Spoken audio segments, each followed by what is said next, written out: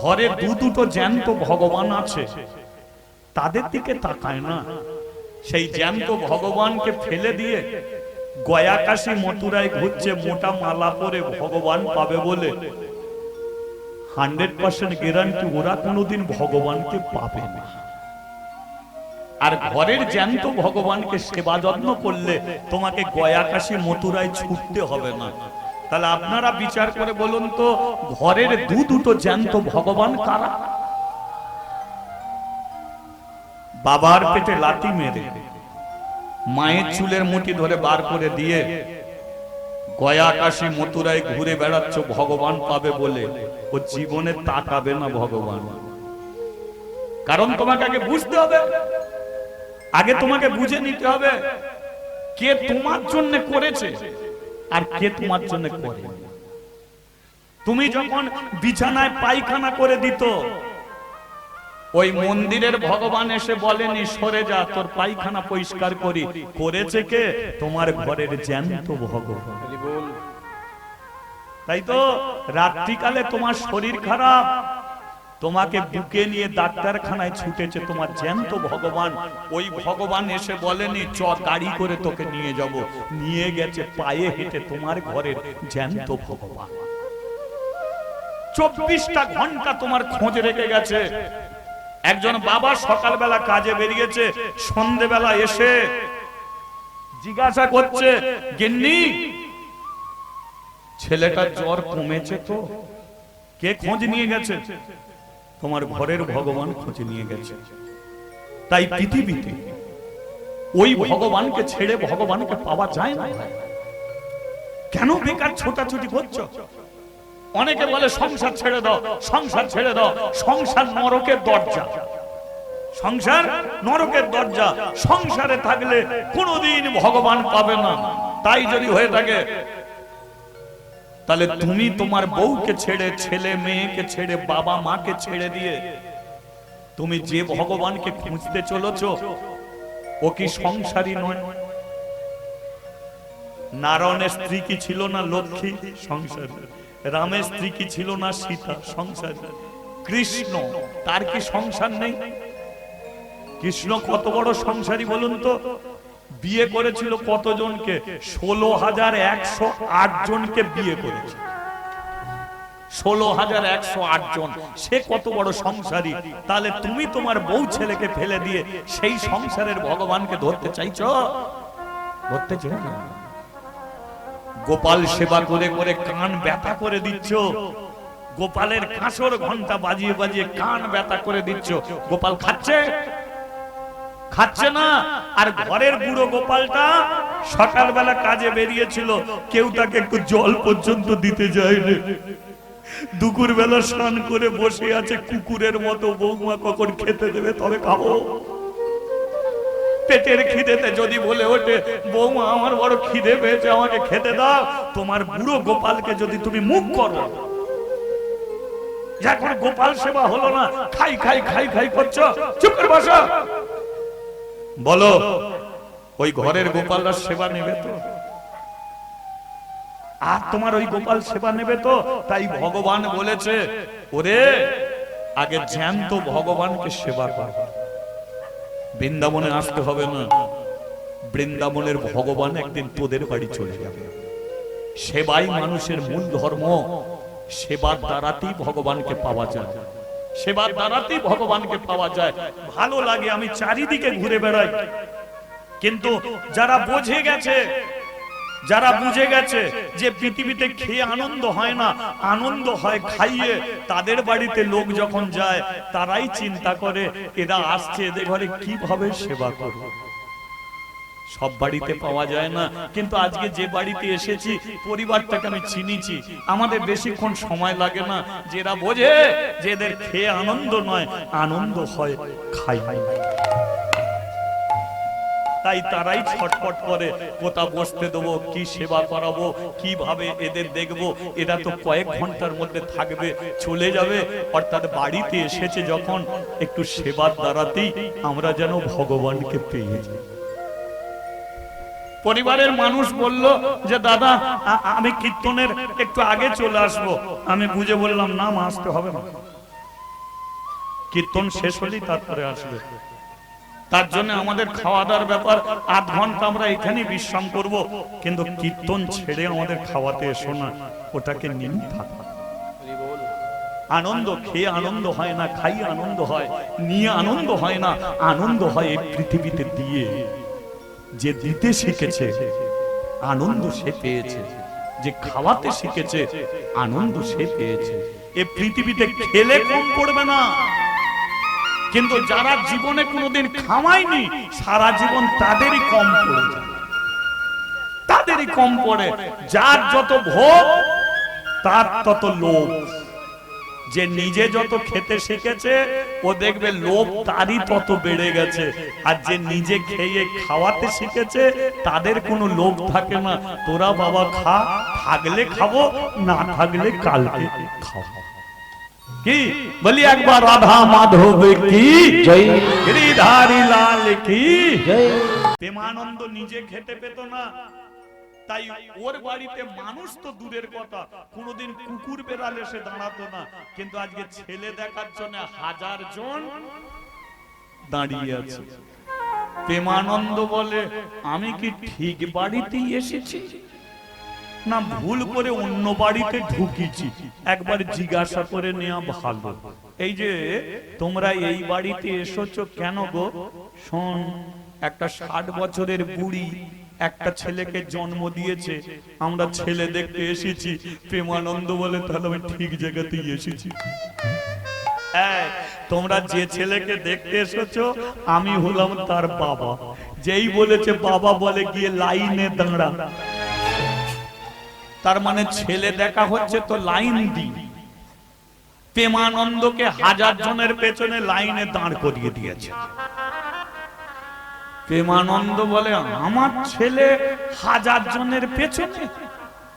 আচ্ছা বলুন তো, প্রেমানন্দ 1000 জনের পেছনে দাঁড়িয়ে চোখের জলে কাঁদছে, কান্নার কারণটা কি? ছেলে দেখতে পেল না বলে না, কান্নার কারণটা হলো জীবনের বিশ্বাস যে আমাকে স্ত্রী ঠিক জায়গাতেই পাঠিয়েছিল। সে যদি আমাকে ঠিক জায়গায় না পাঠাতো হয়তো এ জীবনে আর বাবা হতে পারতাম না।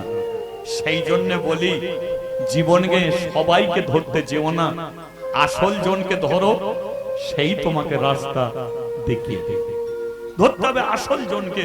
সারা জীবন এখানে ছুটবে, ওখানে ছুটবে, সেখানে ছুটবে, কোনো জায়গাতেই কাজ হবে না। একজনকে ধরে রাখো, অতি কাজ হবে। জীবনের বিশ্বাসটাই হলো সবচেয়ে বড় বস্তু, তাই না? জীবনের বিশ্বাস এটাই হলো সবচেয়ে বড় বস্তু। আমরা ভক্ত, তিনি ভগবান। ভক্ত ভগবানের বিশ্বাসটা কেমন হওয়া চাই লক্ষ্য করুন, বিশ্বাসটা কেমন হওয়া চাই।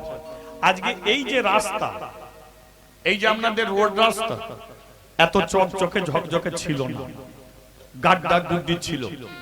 একটা বাসে প্রচুর লোকজন উঠেছে, রাস্তা গাড্ডা গুড্ডি, বাসটা টোলে একবার এদিকে যাচ্ছে, টোলে ওদিকে যাচ্ছে। বাসের যাত্রীগুলো বলে উঠলো ড্রাইভার দাদা ঠিক করে চালাও, বাস উল্টে পড়ে গেলে মরে যাব। যার আগে স্টপেজ আছে সে বলে এই স্টপেজে নামিয়ে দাও, কারণ এই বাস উল্টে পড়বে। কিন্তু বাসের ভেতরে একটা বাচ্চা ছেলে গুনগুন করে গান করেই যাচ্ছে। তাই এরা ছেলেটার দিকে দেখছে, বলে ওই আমরা সবাই মরে যাব, বাস উল্টে পড়লে আর তুই গান করছিস, তোর কি ভয় নেই? বলে না আমার কোনো ভয় নেই। তোর এত সাহস করতে হলো? বলে সাহস আছে। কার প্রতি? বলে ড্রাইভারের প্রতি। বলে তুই আগে মরবি, আগে মরবি। কিন্তু তারই মধ্যে একটা বিচক্ষণ মানুষ আছে, সে বলছে আচ্ছা বাবা ড্রাইভারই তো এইভাবে চালাচ্ছে, আমরা তো প্রাণে মরবো, আর তুই ড্রাইভারের প্রতি বিশ্বাস করে আছিস কেন? তুই কোন জোরে বলছিস? ওই বাচ্চাটাকে ঠিক কর, তুই কোন জোরে বলছিস যে বাস উল্টে পড়বে না?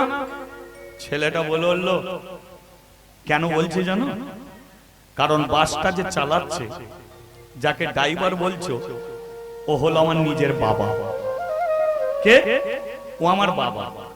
বাবা জানে যেই বাসে আমার ছেলে বসে আছে, বাবা জানে বাসটা উল্টে পড়ে গেলে আমিও মরবো, আমার ছেলেও মরবে। বাবা সেইভাবেই চালাচ্ছে যে বাস টলে যেতে পারে কিন্তু ফেলে দেবে, কারণ পড়ে গেলে আমার ছেলে মরবে। আর আমি বাবার প্রতি সেই বিশ্বাস নিয়ে বসে আছি যে বাস টলে যাবে কিন্তু উল্টে পড়বে না। এটাই হলো ভক্ত ভগবানের প্রতি বিশ্বাস। বিশ্বাস রাখো, বিশ্বাস রাখো। আজকে তোমার ক্ষতি হয়েছে, ক্ষতি হয়েছে বলে তুমি মনে করো না তুমি শেষ হয়ে গেলে, না, মনে শক্ত করো যেটা ক্ষতি হয়েছে ও ভগবান একদিন তোমাকে পূর্ণ করে দেবে। কিন্তু বিশ্বাস যদি ছেড়ে দাও তাহলে তুমি রাস্তা খুঁজে পাবে না। তদ্দ ভগবান চালিয়ে নিয়ে যাচ্ছে, আমরা চলছি, তিনি যেমন চালাচ্ছে তেমন ভাবে চলো। নিজে থেকে ভাবতে চেও না তুমি তলকুল তার খুঁজে পাবে। বোঝা গেল? তাহলে আজকে প্রেমানন্দ বলছে যে 1000 জনের পেছনে লাইন দৌড়, আমি বঞ্চন গুরুদেবের কাছে যাই আর গুরুদেবের কাছে গণনা করে আসি, দেখি ছেলের ভবিষ্যৎটা কি আছে।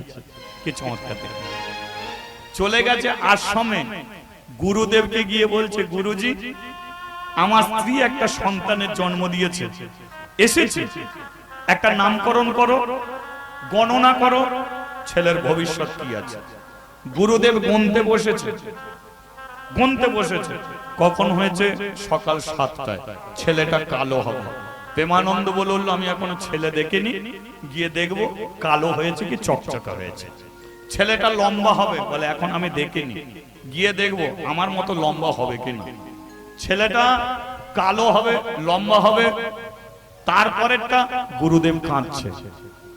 প্রেমানন্দ বলল, কান্নাকাটি করার কি আছে? শোন প্রেমানন্দ, ছেলে তোর হয়েছে ঠিকই, কিন্তু ছেলে যে যোগে জন্মেছে, ছেলেটা যে যোগে জন্মেছে এই যোগটা ভালো নয়। আর এই যোগটা ভালো নয় বলি আজ থেকে 15 দিনের মধ্যে হয় ছেলের বাবা মরে যাবে, তা নয় ছেলের মা মরে যাবে। প্রেমানন্দ বলল, আপনি নির্দিষ্ট করে বলুন তো কে মরবে? বলে তুই বেঁচে থাকবি, তোর ছেলেও বেঁচে থাকবে, কিন্তু তোর স্ত্রী 15 দিনের মধ্যে মরবে। আচ্ছা আচ্ছা ঠিক আছে, আসছে। বাড়িতে আসেনি, এসে যে ব্রাহ্মণ পাড়ার কৃষ্ণ মন্দিরে আবার দ্বিতীয়বার দাঁড়িয়েছে কদম গাছের নিচে। কদম গাছের নিচে দাঁড়িয়ে বলল, ভগবান সেদিনকে কথা শুনে আমাকে একটা ছেলে দিয়েছিস, আজকে আর একটা কথা আমার শোন। গুরুদেব বলেছে যে 15 দিনের মধ্যে আমার স্ত্রী মরে যাবে। শুধু একটা কথা বলছি যে মৃত্যু যোগটা তুই পরিবর্তন করে দে। কি পরিবর্তন?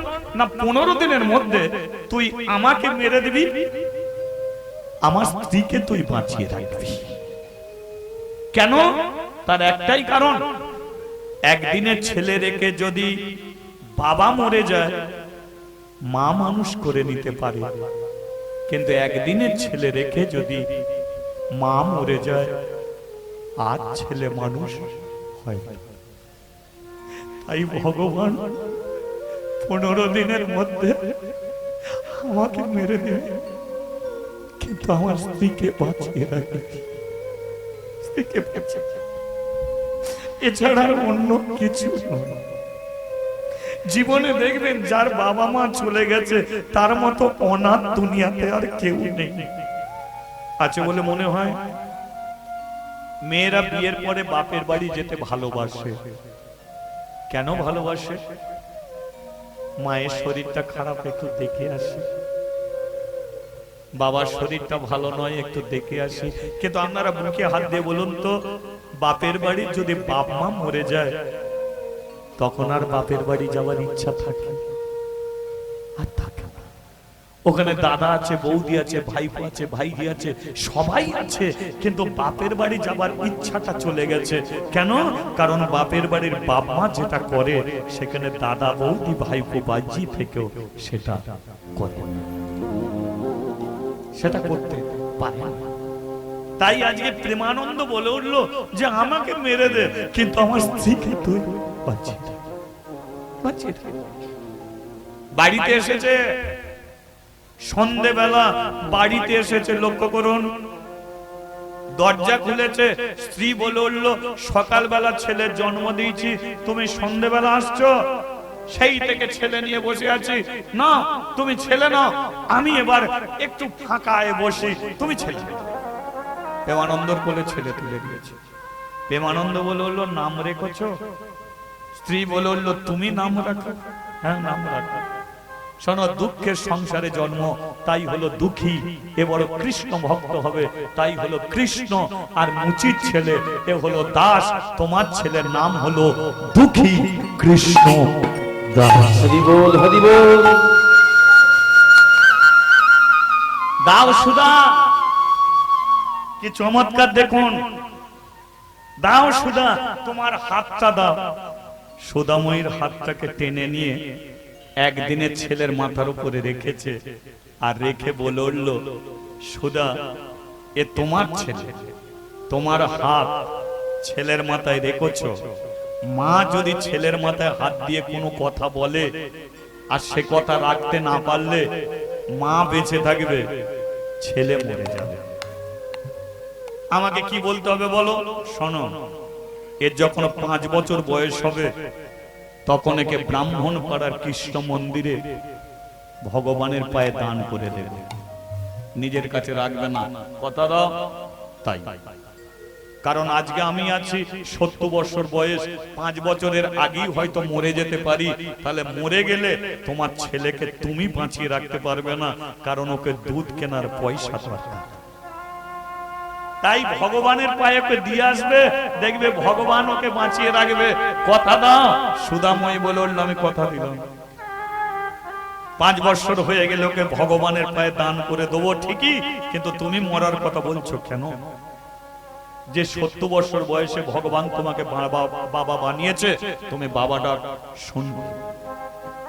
তাই যেন হয়। আমি একটু ঘুমিয়ে যাই। সুধাময়ী ঘুমিয়ে পড়েছে, প্রেমানন্দর কোলে ছেলে আছে। ভোর হয়ে এসেছে, ছেলে কাঁদছে, হীরের জ্বালায় ঘুম ভেঙে গিয়ে কাঁদছে।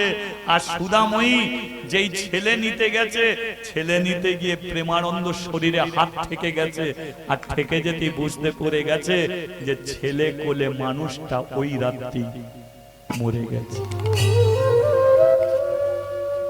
মৃত্যু, জীবনে প্রার্থনা করুন মৃত্যুকে। 365 দিনে 1 বছর, কিন্তু 1 বছরের মধ্যেই তোমার মৃত্যুর দিন লুকিয়ে আছে। মৃত্যুর দিন কিন্তু ওর বাইরে নেই, মৃত্যুর দিন লুকিয়ে আছে। যেদিনকে মৃত্যুর দিন আসবে সেদিনকে হয়তো হরিবাসরে থাকবে না, সেদিনকে হয়তো তুলসী তলায় থাকবে না, সেদিনকে হয়তো ঠাকুর ঘরে থাকবে না।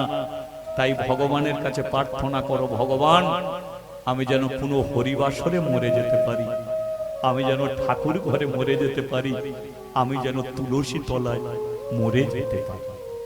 কারণ মানুষ জন্মদিন পালন করে, মানুষ কোনোদিন মৃত্যু দিন পালন করে না। কেন? কারণ সে নিজেও জানে না কবে মরবে। তাই মরতে সবাইকে হবে, তাই মৃত্যু দিন পালন করো। 15 দিনের মধ্যে মরে যাবে, কিন্তু প্রেমানন্দ ওই রাত্রিতেই ছেলে কোলে মরে গেছে। ছেলে খিদের জ্বালায় কাঁদছে। সুধাময়ী বলল আমি কাকে জড়িয়ে ধরে কাঁদবো? ছেলেকে জড়িয়ে ধরে কাঁদবো, নাই বুড়ো মানুষটাকে জড়িয়ে ধরে কাঁদবো? ভগবান আমি কাকে জড়িয়ে ধরে কাঁদবো? মুচিপাড়া থেকে মানুষ এলো, সুধাময়ী ছেলেকে তোমার স্বামীকে শ্মশানে নিয়ে যেতে হবে। সৎ কাজ হয়ে গেল। স্বামী মরে গেছে, সাধ্য শান্তির জন্য জুতো দোকানটা বিক্রি হয়ে গেল। তাহলে রয়ে গেল কি? একদিনের ছেলে, 60 বছরের মেয়ে। অভাব কাকে বলে? অভাব তো আজকালের ছেলেরা কোনোদিন অভাব দেখে না, দেখেছিস? অভাব দেখেছে যারা পেছনে দাঁড়িয়ে আছে, অভাব দেখেছে তারা অভাব দেখেছে। এক সময় কোথা তুমি একটু গম ভাঙাতে যাবে, 3 কিলোমিটার হেঁটে হেঁটে কাদা ঘেঁটে ঘেঁটে তোমাকে যেতে হবে। এখন তো মানুষের কোনো অভাব নেই। মানুষের যদি অভাব হতো তাহলে একটা 10 বছরের ছেলের হাতে 20,000 টাকার ফোন উঠে যেত না। এখন তো মানুষের জীবন থেকে অভাব চলে গেছে। অভাব কাকে বলে? বাবা মা ছেলেদের বুঝতে দেয় না। আজকে এত উন্নত জায়গায় দাঁড়িয়ে আছে, সে অভাব বুঝতে দেয়নি, কিন্তু অভাব ছিল সেদিন যেদিন রাস্তাঘাটও ভালো করে ছিল না, যেদিন একটা মা তার দুটো তিনটে ছেলেকে খাওয়াতে গেলে জীবনে অনেক পরিশ্রম করেছে। একজন বাবা 5 ছেলের বাবা হয়েছে, কিন্তু পাঁচটা ছেলেকে মানুষ করতে গিয়ে জীবনে অনেক পরিশ্রম করেছে। তাকে বলে অভাব। আজকে সুদাময়ের ঘরে চলে এসেছে সেই অভাব। একদিনের ছেলে 60 বছরের মেয়ে ছেলেকে কোলে নিয়ে ভিক্ষে করে, ডাল ভাত নুন ভাত জোটে কোন রকমে খায়। 2 বছরের দুঃখী অভাব দেখুন, একদিন বলে উঠলো, মা আমি একটু দুধ দিয়ে ভাত খাবো। মা কি করেছে? চালকে শিলে বেটেছে। মাই জানে ছেলেকে মানুষ করতে, এছাড়া অন্য কেউ পারবে না। দুধ দিয়ে ভাত খাবে বলেছে, মা চালকে শিলে বেটেছে, আর চাল ধোয়া জল নিয়ে ছেলের ভাতে দিয়েছে। বলো চাল ধোয়া জল কেমন? সাদা দুধের মতো। চাল ধোয়া জল নিয়ে ছেলের ভাতে দিয়েছে, ছেলে খেয়ে চলেছে। বলো মা কাঁদবে না?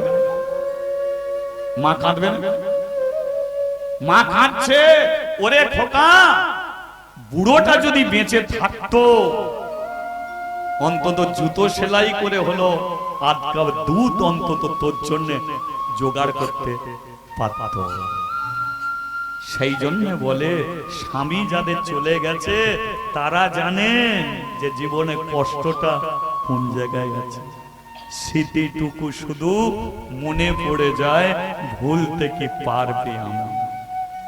তাই তো চলো এইভাবে হতে গেল। দেখতে দেখতে দুঃখীর বয়স 5 বছর হল। আর 5 বছরের দুঃখী একদিন দুটো হাত তুলে হরি নাম করল।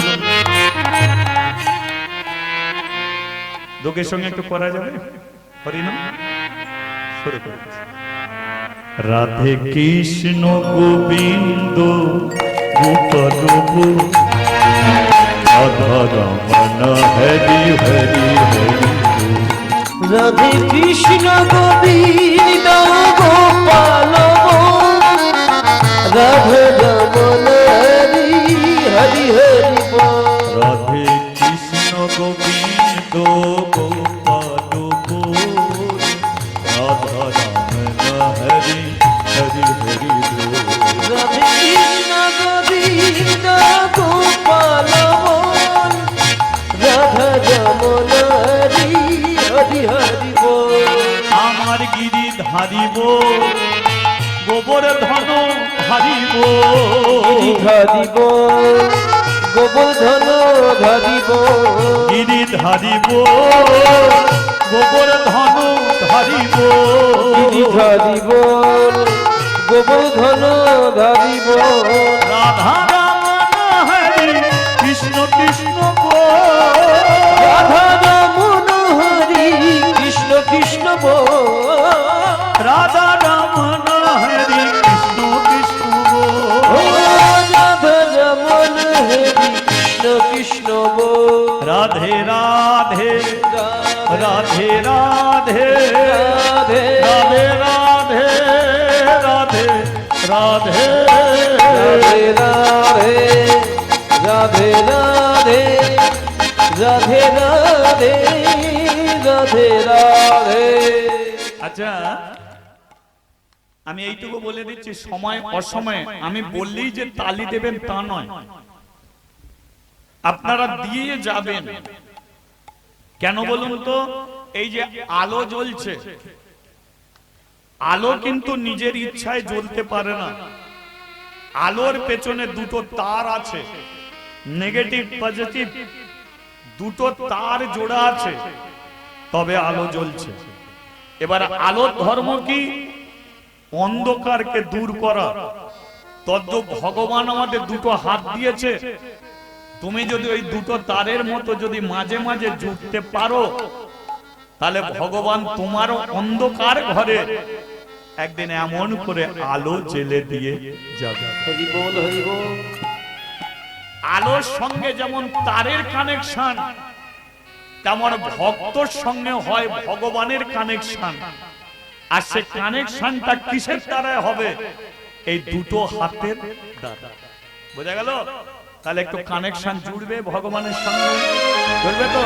চলো তালে তালে জোড়ো দেখি, একবার তালি দিতে দিই।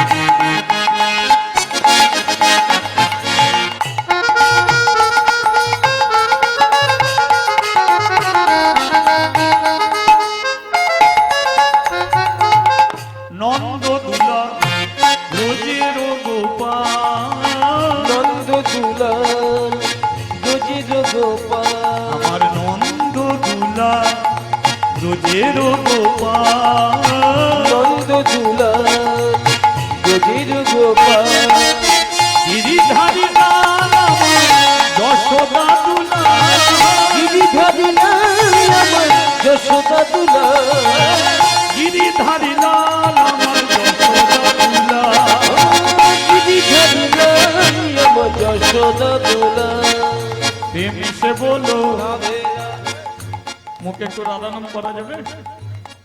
যাবে কি? তার আগে বলি মুখ ব্যথা হবে না তো? হবে না?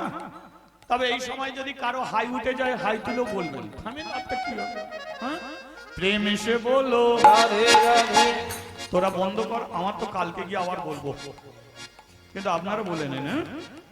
প্রেম এসে বলো, ভাব সে বলো, मैंने से बोलो, ताने से बोलो, चीज में बोलो, सांस में बोलो, आग में बोलो, चलते चलते, बोलते बोलते, दीने राते, खेते सूते, उठते जागते, आका बोलो, आकी बोलो, दादा बोलो, दीदी बोलो, भाई बोलो, बहन बोलो, नीचे बोलो, ये बोलो, हाथ तूले बोलो, আজ আমি তুলতে বলেছি, নামাতে তো কাউকে বলেনি।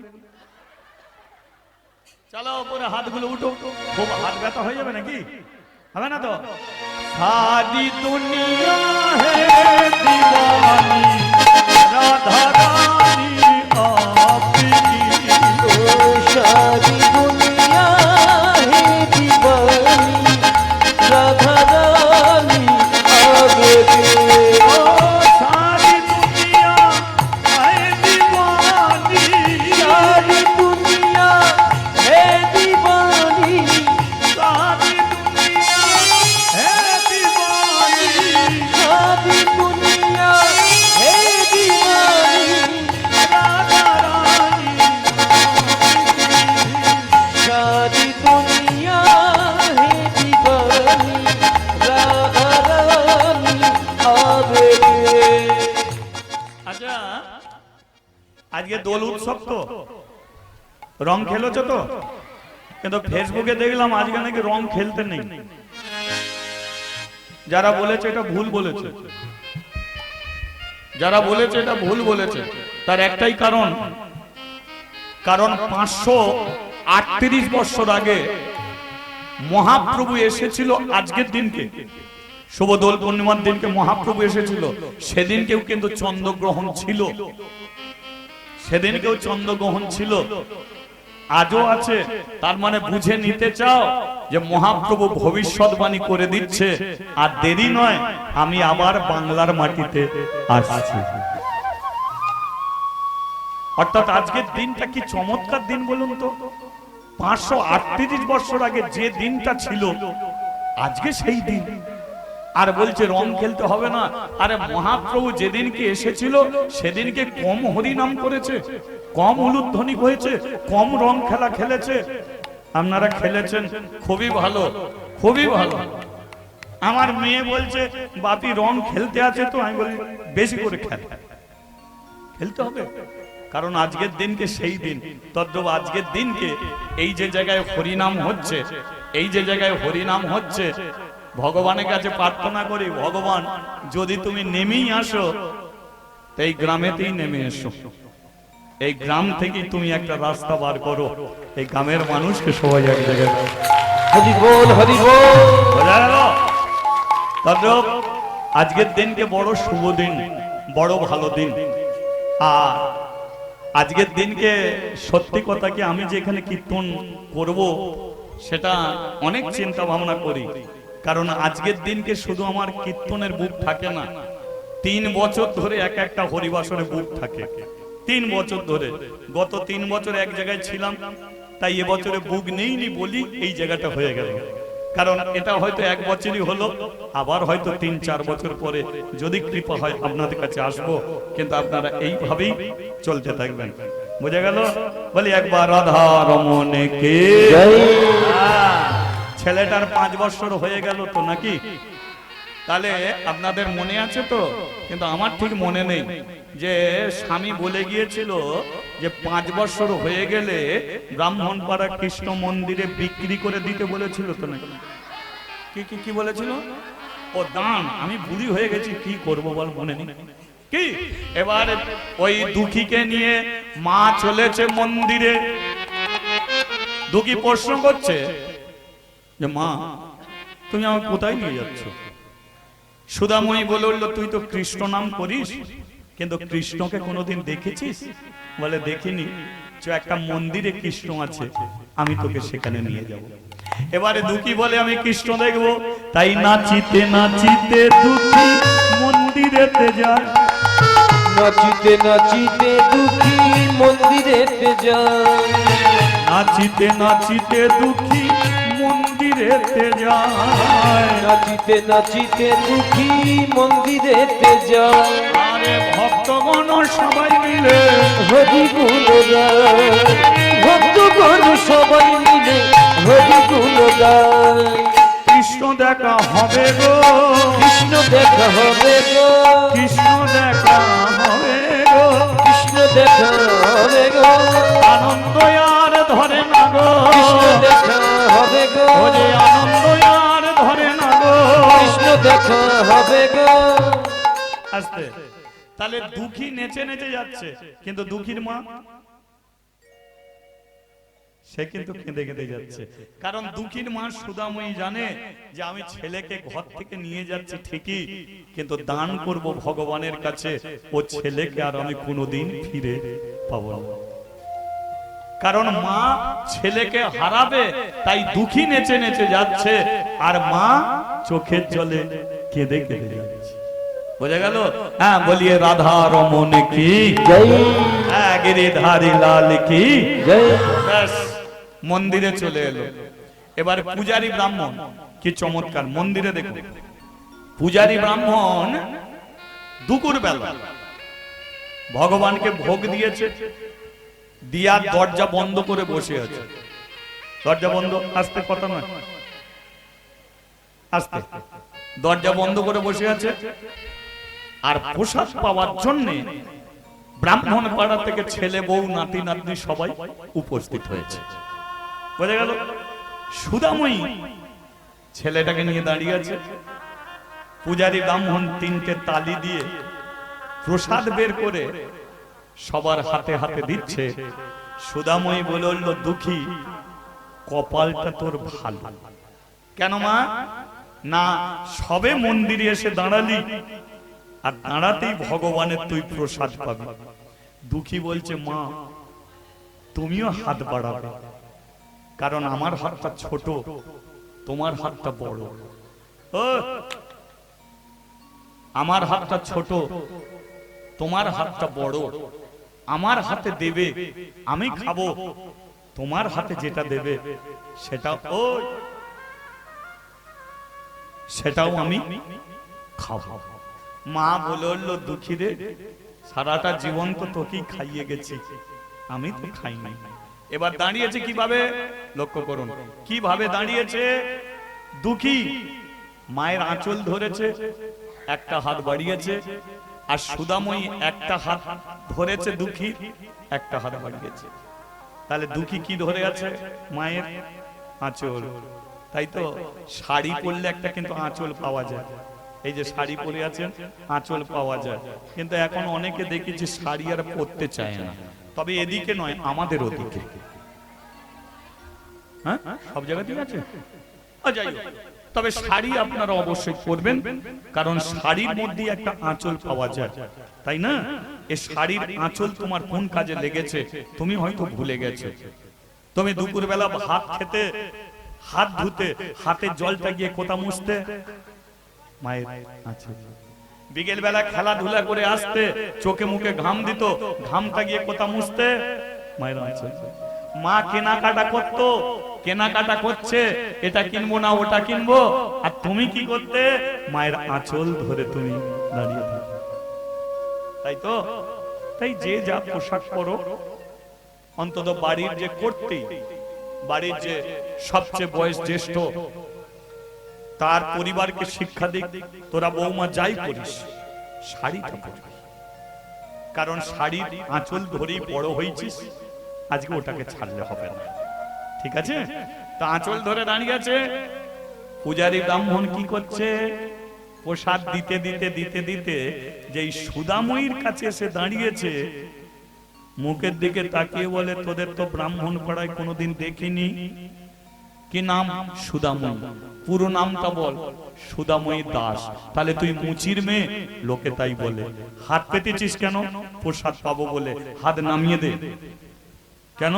এটা ব্রাহ্মণ পাড়ার কৃষ্ণ মন্দির, এখানে ছোট জাতের মানুষকে মন্দিরে উঠতে নেই, ছোট জাতের মানুষের হাতে প্রসাদও দিতে। সুদাময়ী বলল, আমাকে দিতে হবে না, আমার ছেলেটাকে দাও। বলল, তুই যদি মুচির মেয়ে হোস, তাহলে তোর ছেলেটা কি হবে? মুচির ছেলে। দুজনকে দিল না, দেবে কি করে? মুচির ছেলে মুচির মেয়ে, দুজনকে বন্ধ করে দেবো কীর্তন।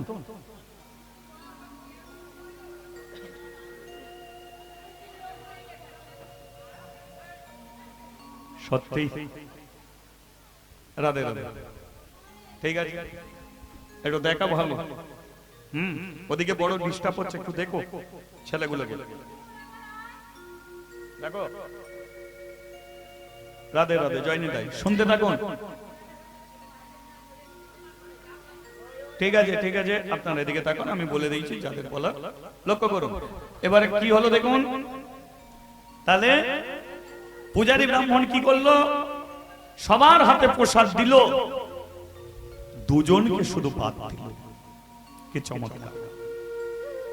একবার ভেবে দেখেছেন, বাচ্চা ছেলে যার মধ্যে কোনো জ্ঞান নেই, এটা যদি আপনারই ছেলে হতো, একটা খাবার ইচ্ছা করেছে, সেটা আপনি দিতে পারছেন না, পাশের মানুষও যদি সেইটি খায়, ছেলে দেখবে বারে বারে সেদিকে তাকাবে না, যদি আমাকে দিত, যদি আমাকে দিত। দুঃখী চারিদিকে ব্রাহ্মণরা খেয়ে যাচ্ছে খেয়ে যাচ্ছে খেয়ে যাচ্ছে খেয়ে যাচ্ছে, আর দুঃখী একবার এদিকে তাকাচ্ছে, একবার ওদিকে তাকাচ্ছে, একবার সেদিকে তাকাচ্ছে। সুদাময়ী ছেলেটাকে দেখে বুকে জড়িয়ে ধরেছে। দুঃখী রে, আমি জানি তোর বড় খাবার ইচ্ছা হচ্ছে,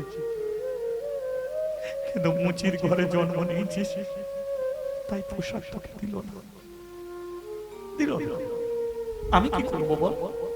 করার আমার কিছু নেই। কেঁদেই যাচ্ছে দুঃখী, কিন্তু পূজারী ব্রাহ্মণ প্রসাদ শেষ করে চলে যাচ্ছে। সুদাময়ী বলল, ঠাকুর মশাই, আমি এখানে প্রসাদ পাবো বলে আসিনি, তবে এলি কেন? আমি মন্দিরে দান করতে এসেছি। প্রসাদ পাবো বলে আসিনি, আমি মন্দিরে দান করতে এসেছি। যেই বলেছে দানের কথা, ব্রাহ্মণ বলল, আগে বলতে কি হয়েছে তো? দান করতে এসেছিস আগে বলবি তো। গিয়ে থালা নিয়ে দাঁড়িয়েছে, দেখি দিবি দেখি। সুধাময়ী বলল, ঠাকুর মশাই একটা কথা বলবো। বল কি কথা? আমার হাতে আমরা দিতে সমস্যা আছে, কিন্তু আমার হাত থেকে আমরা নিতে কোনো সমস্যা নেই। দিতে গিয়ে বললেন, আমি মুচির মেয়ে, আর মুচির মেয়েটা যখন আপনাকে কিছু দিচ্ছে, আপনি হাত পেতেছেন, থালা ধরেছেন, কিছু নেবেন বলে, তাহলে দিতে সমস্যা আছে, নিতে সমস্যা। হরি বল। কি এরকম হয় দেখবেন? আশ্রম থেকে আপনার বাড়িতে আসছে, আশ্রম থেকে আসছে, অনুষ্ঠান হবে আশ্রমে, 200 টাকা চাঁদা দাও, আশ্রমে অনুষ্ঠান হচ্ছে। ও রাধা কৃষ্ণর অনুষ্ঠান চলবে? বলে হ্যাঁ চলবে। আচ্ছা 200 টাকা আপনি নেবেন ঠিকই, অবশ্যই দেবো, কিন্তু একটু বসুন, আমার বাড়িতে একটু জল টল খান। যেই জল টল খাওয়ার কথা বলবে, দীক্ষা নিয়েছো মা? কোন ঘরে দীক্ষা হয়েছে? কার কাছে দীক্ষা নিয়েছো? যদি বলে দীক্ষা হয় না, মা তোমার বাড়িতে জল খাওয়া যাবে না। দীক্ষা হয় না বলে জল খাওয়া যাবে না, কিন্তু টাকাটাই বুঝি দীক্ষা হয়ে গেছে, নিয়ে খেলে। হরি বল। তাই না? এই হচ্ছে সমাজ। তার মানে বুঝে নিন, সুধাময়ীর ভেতরে জ্বলছে যে আমার ছেলেটাকে একটু প্রসাদ দিতে পারতো, হাতে না দিতে পারলেও তো ফেলে দিতে পারতো, আমার ছেলেটা বুড়ি গেত, দুধ থেকে ছুঁড়ে দিতে পারতো, আমার ছেলেটা একটু প্রসাদ বলে জানতে পারতো। কিন্তু আপনি কি করলেন? ছেলেটাকে ছোট জাত বলে সরিয়ে দিলেন। এই দিতে হয় দে, নাহলে চলে যাব। বলে চলে গেলে হবে না, আমাকে দিতেই হবে, দিতেই হবে। কি দিবি? আমি যেটা দেবো ওটা আপনার থালাতে ধরবে না, থালায় ধরবে না, বস্তা আনবো? বলে বস্তাতেও ধরবে না। বল তাহলে দিবিটা কি? এই যে আমার দুঃখী, এ যখন একদিনের ছিল, আমার স্বামী আমার হাতটা টেনে নিয়ে মাথায় রেখে বলেছিল, এ যখন 5 বৎসরের হয়ে যাবে, একে ব্রাহ্মণ পাড়ার কৃষ্ণ মন্দিরে ভগবানের পায়ে দান করে দেবে। তাই আমি টাকা পয়সা দিতে আসি না, তাই আমি ফলে মূল দিতে আসি না, আমার দুঃখীকে এই মন্দিরে ভগবানের পায়ে দান করে যাও। হরি বল, হরি বল। এই দুঃখী মন্দিরে উঠে যা, মানে দান করে দিয়েছে, মন্দিরে উঠে যা। যেই মন্দিরে এই দাঁড়া, কি হলো? আমি তো ভগবানের পায়ে দাঁড় করিয়েছি, আপনি দাঁড় করিয়ে রাখার কে? আমার ছেলে আজ থেকে কৃষ্ণর পায়ে থাকবে। লই, এটা ব্রাহ্মণ পাড়ার কৃষ্ণ মন্দির, দান করে দিলেই উঠে যাবে, মন্দিরে থাকবে, চলবে না। কোন সিঁড়িটায় পা দিলি? বলে এই সিঁড়িটায়। গঙ্গা জল নিয়ে আয়।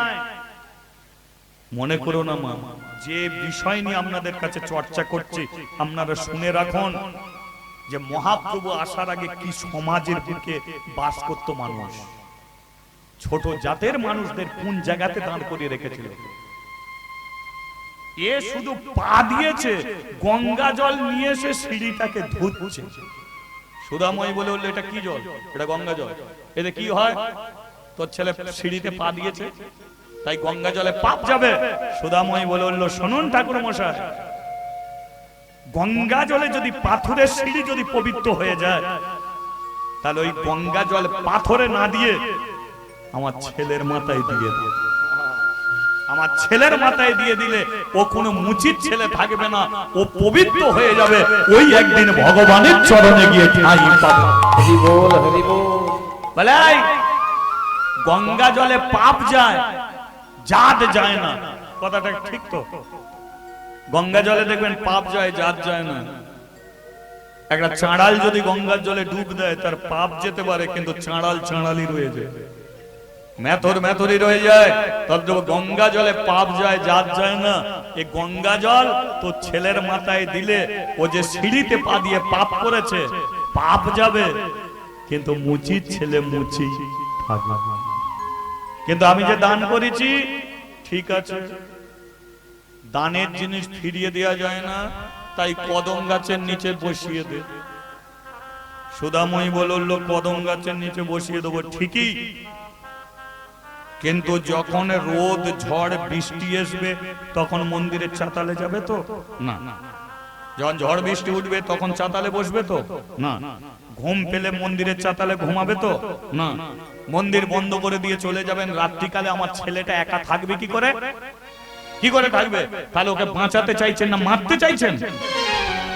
পূজারী ব্রাহ্মণ বলে সত্যি তো, ছেলে মরে যাবে, বাঁচবে ছেলে, মরে যাবে। পূজারী ব্রাহ্মণ বলে একটা নিয়ম আছে। বলে বলুন তো নিয়ম? বলে বাচ্চা ছেলে দান করলে আবার ঘরে নিয়ে যাওয়া যায়। সেটা কেমন? বলে সকালবেলা বসিয়ে দিবি, সন্ধ্যেবেলা ঘরে নিয়ে যাবি। সকালবেলা বসিয়ে দিবি, সন্ধ্যেবেলা ঘরে নিয়ে চলে যাবি, তাহলে তোরও ছেলে থাকবে, মন্দিরেও দান হবে। বলে এই নিয়মটা বলে আগে ছিল নি, তোর জন্য হলো। কেন ছেলে মরবে? এবার মন্দিরে এবার দুটি ঠাঁই হয়েছে, কথা বলো মা। কদম গাছের নিচে তো, কদম গাছের নিচে বসিয়ে দিয়ে বলছে শোন দুকি, যারা তোকে কদম গাছের নিচে নামিয়ে দিল, জীবনে কোনোদিন তুই মন্দিরে উঠবি না। কদম গাছের নিচে বসে দরজার দিকে তাকিয়ে তুই চোখের জলে ভগবানকে ডেকে যাবে।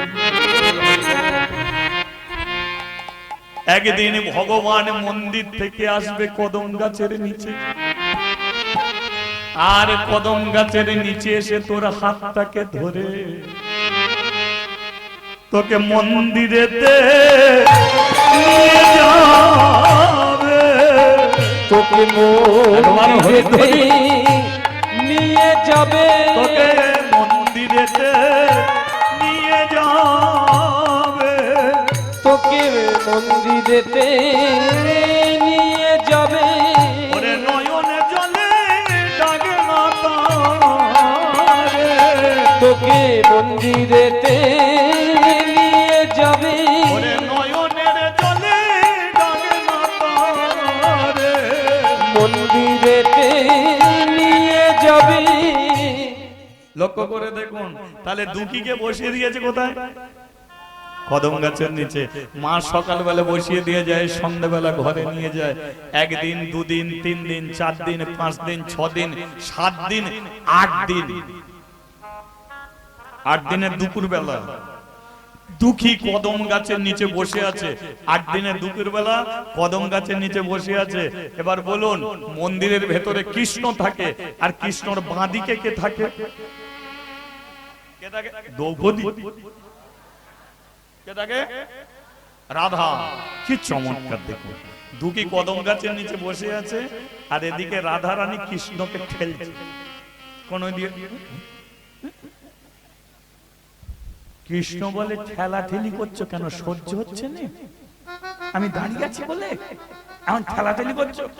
বলে এমনি ঠেলাঠেলি করছেন, তোমার কি চোখ কদম গাছের নিচে যাচ্ছে না? বলে কেন, কি হয়েছে? কদম গাছের নিচে একটা ছেলে 8 দিন ধরে বসে বসে তোমাকে ডাকছে, আর তুমি মন্দিরে খাচ্ছ, দাচ্ছ, আর মজা দেখছো। এই দেখো যে কত বড় মেঘ উঠেছে, এখনো তো বৃষ্টি নামবে, ছেলেটা কি বজ্রপাতে মরবে? বলে তাহলে আমি কি করব? বলে ওকে মন্দিরে তুলে নিয়ে চলে এসো। কে বলছে? রাধা। কৃষ্ণ বলে তুমি যখন বলো তো তাহলে ওকে মন্দিরে আনবো। এবার দুঃখীর যেমন ছেঁড়া জামা, ছেঁড়া প্যান্ট, কৃষ্ণ বাঁশি, হার, মালা ছেড়ে দিয়ে দুঃখীর মতো একটা ছেঁড়া প্যান্ট পরেছে, ছেঁড়া একটা জামা পরেছে। জামা পরে মন্দির থেকে বেরিয়েছে, আর বেরিয়ে ওপর থেকে ডাকছে, এই দুঃখী মন্দিরে আয়। দুঃখী বলে তোর দরকার করলে তুই আয়। এই দুঃখী মন্দিরে আয়। দুঃখী বলে দরকার তোর পড়েছে, তুই আমার কাছে আয়। আমি তোর কাছে যাব না। কেন? কারণ মা বলেছে দুঃখী তুই নিজের ইচ্ছায় কোনোদিন মন্দিরে উঠবি না, মন্দিরের ভগবান তোকে মন্দিরে তুলবে। তাই দুঃখী বলে তোর কাছে আমি যাব না, তুই আমার কাছে। যেই তুই তোকারি করছে কৃষ্ণ আবার মন্দিরের ভেতরে ঢুকে রাধারানীকে বলছে, জানো রাধে, ওর কোনো জ্ঞান গম্য আছে? বলে কেন? আমাকে তুই বলছে, আমাকে তুই তোকারি করছে, মার্কেটে আমার কত বড় মান সম্মান বলো। কত মনি, কত যোগী, কত তপস্বী, কত মহর্ষি আমাকে পাওয়ার জন্য ছটফট করে, আর ওই ফোজকে তুই বলছে। রাধারানী বলল, তুমি কি বড় লোকের বেটা হয়ে গেলে নাকি? মানে তুই বলছে বলে তোমার মান সম্মান যাচ্ছে? এই যে বৃন্দাবনে যখন গরু চড়াতে রাখাল ছেলেগুলো তো তোমাকে তুই বলেই ডাকতো, আর তুই বলতো বলে তাদের এঁটো ফল খেতে, তুই বলতো বলে কাঁধে নিয়ে নাচতে, আর আজকে ওই ছেলেটা তুই বলছে বলে মান সম্মান যাচ্ছে। বল তাহলে কি করব? বলে তুই বলছে বলুক, তবু তুমি ওর কাছে যাও, তবু যাও। কৃষ্ণ বলে তাহলে যাচ্ছি।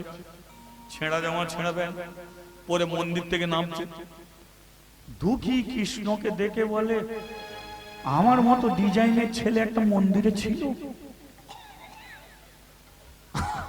আমি তো মন্দিরে উঠিনি, উঠলে ওই ডিজাইনের ছেলেকে দেখে নিতাম। বাবা কে কোথা নামছে নাবুক, বাবা নামছে নাবুক, মা আমাকে যেটা করতে বলেছে সেটা করি। কি কি করতে বলেছে? গোপাল গোপাল গোবিন্দ গোবিন্দ, গোপাল গোপাল গোবিন্দ, ও গোপাল গোপাল গোবিন্দ, গোপাল গোপাল গোবিন্দ, ও গোপাল গোপাল গোবিন্দ, গোবিন্দ, গোপাল গোপাল গোবিন্দ, ও গোপাল গোপাল গোবিন্দ, গোপাল গোপাল গোবিন্দ, গোবিন্দ হরে গোপাল হরে রাম হরে গোবিন্দ হরে, গোবিন্দ হরে গোপাল হরে রাম হরে গোবিন্দ হরে। আচ্ছা, দুঃখী কোথা বসে আছে? কদম গাছের নিচে। আমরা কোথা বসে আছি? প্যান্ডেলের নিচে না হরিবাসরে? হরিবাসরে। একবার মিলে নিন, দুঃখী কদম গাছের নিচে বসে আছে, ভগবান তার কাছে যাচ্ছে, আর আমরা তার হরিবাসরে বসে আছি। তাহলে আমরা যদি তাকে ডাকি দুঃখীর মতো, কি মনে হয় আসবে তো? আসবে তো? কই দেখি কে কেমন ভাবে ডাকছে, একবার তালি দিতে দিতে দেখি কেমন ভাবে।